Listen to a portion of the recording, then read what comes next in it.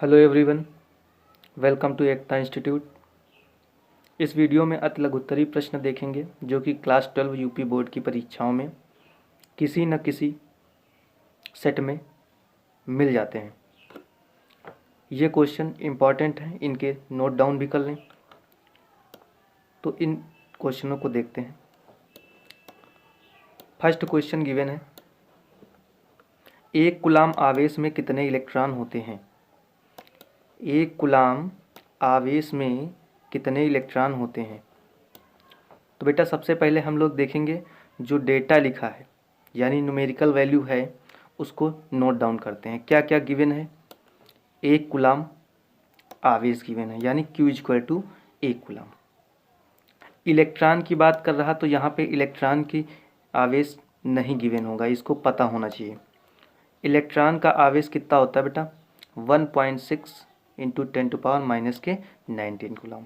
यहाँ पे माइनस नहीं लेंगे क्योंकि हम न्यूमेरिकल को सॉल्व कर रहे हैं। न्यूमेरिकल में माइनस साइन नहीं लेंगे। माइनस साइन केवल ये बताता है कितने की अधिकता है कितने की कमी है। यहाँ पे केवल इलेक्ट्रॉन कितने हैं ये पूछ रहा है, अधिकता व कमी नहीं पूछ रहा है। इलेक्ट्रॉनों की संख्या को हमने मान लिया n और n बराबर पूछ रहा है। सूत्र कौन सा लगा देंगे बेटा Q = Ne, यानी इस प्रकार Q = Ne। n यहाँ पे क्या है इलेक्ट्रॉनों की संख्या, E क्या है इलेक्ट्रॉन पर आवेश और Q क्या है Q आवेश है बेटा जो गिवन है एक कूलाम आवेश। तो इसमें देखेंगे क्या है इलेक्ट्रॉन की संख्या n = Q/E कर दिया बेटा। कूलाम Q की वैल्यू बेटा क्या है एक कूलाम, तो एक कूलाम यहाँ पे रख दिया गया। n की वैल्यू 1.6 × 10⁻, यहाँ पे बेटा मिस्टेक्स हो गई है, इसको सही करते हैं।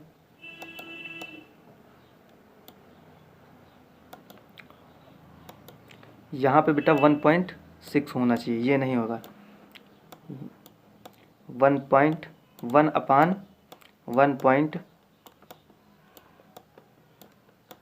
× 10⁻⁻19 कूलाम। अब इसको डिवाइड करेंगे तब आंसर ये आ जाएगा 6.25 × 10⁻⁻19।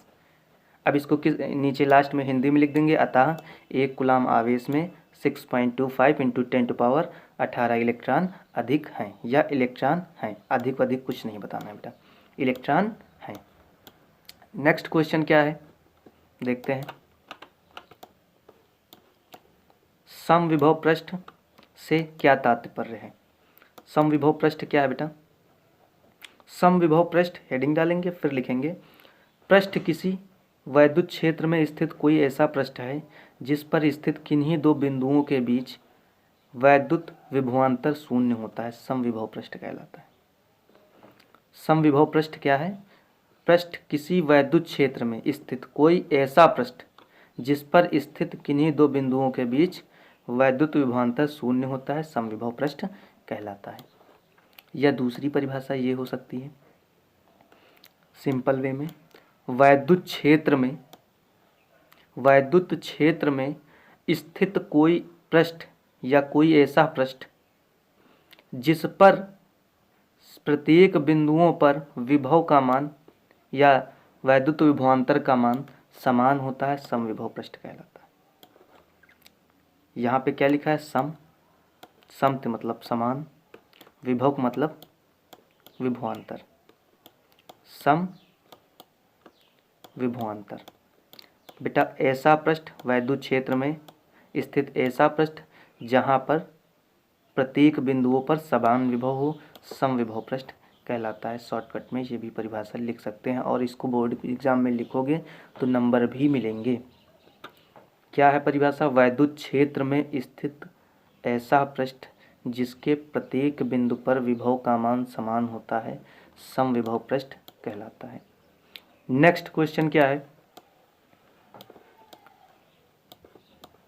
भंजक विभवांतर। बेटा क्या लिखा है भंजक विभवांतर से क्या अभिप्राय है। तो भंजक विभवांतर क्या होता है, किसी संधारित्र की प्लेटों के बीच किसी संधारित्र, बेटा संधारित्र इस प्रकार बनता है, इनमें दो प्लेटें होती है, एक पे धन आवेश एक पे ऋण आवेश होता है, एक पे धन आवेश और एक पे ऋण आवेश होता है। किसी संधारित्र की प्लेटों के बीच वह महत्तम, महत्तम का मतलब होता है अधिकतम, इनके बीच में अधिकतम विभवांतर, वह महत्तम विभवांतर जिस पर प्लेटों के बीच रखने पर, अधिकतम विभवांतर कितना इनकी प्लेटों के बीच रखा जाए ताकि परावैद्युत पदार्थ का भंजन न हो या परावैद्युत पदार्थ का भंजन होने लगे। तो क्या है परिभाषा, फिर से देखते हैं। किसी संधारित्र की प्लेटों के बीच वह महत्तम विभवांतर जिस पर प्लेटों के बीच रखे परावैद्युत पदार्थ का वैद्युत भंजन होने लगता है, भंजक विभवांतर कहलाता है। परावैद्युत पदार्थ क्या होते हैं, वे पदार्थ जिनमें वैद्युत धारा का प्रवाह नहीं होता, अर्थात एक प्रकार से समझ लीजिए वो अचालक पदार्थ होते हैं, जैसे थर्माकोल, कागज, सूखी लकड़ी, इस प्रकार के परावैद्युत पदार्थ कहे जाते हैं। और इनके परावैद्युत पदार्थ की वैल्यू को ही परावैद्युतांक कहा जाता है। परावैद्युत पदार्थ की जो न्यूमेरिकल वैल्यू होती है उसको परावैद्युतांक कहा जाता है, इसको के से रिप्रेजेंट करते हैं। नेक्स्ट, लॉरेंज बल क्या है, बहुत ज़्यादा बेटा पूछा जाता है। लॉरेंज बल क्या है, जब कोई आवेशित कण चुंबकीय क्षेत्र में, जब कोई आवेशित कण चुंबकीय क्षेत्र में गति करता है तो आवेशित कण पर एक बल कार्य करने लगता है, इस बल को लॉरेंज बल कहते हैं। बेटा एक चुंबकीय क्षेत्र है, उसमें एक कण, ये चुंबकीय क्षेत्र है, इसमें एक कण गति करेगा तो उस पर एक बल कार्य करने लगता है।